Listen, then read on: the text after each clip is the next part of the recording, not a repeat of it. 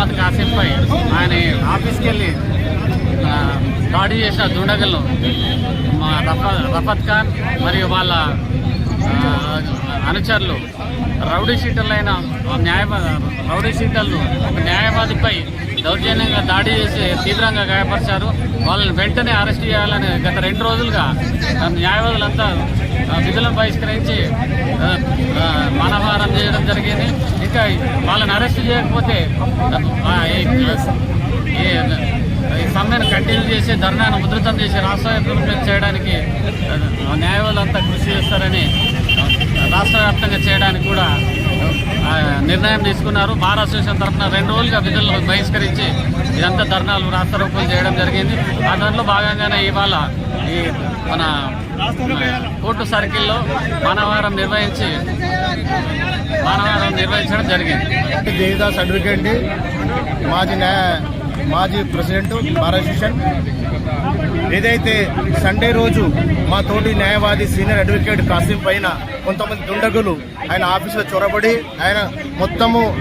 ఆయన చేతులు విరగొట్టడము, ఆయన కొట్టడము, మరి హత్య చేసే ప్రయత్నం చేయడం జరిగింది. అట్టి దానికి మేము నిరసన తెలుపుతున్నాము. అందరు అడ్వకేట్లము రకరకాలుగా మేము నిరసన తెలుపుతున్నాము. అదేవిధంగా ఈ పోలీసు వ్యవస్థకు మేము ఒకటే మా విన్నపము, వాళ్ళకు ఇమీడియట్గా మనం అరెస్ట్ చేసి వాళ్ళను లోపల పంపాలని విజ్ఞప్తి చేస్తున్నాం.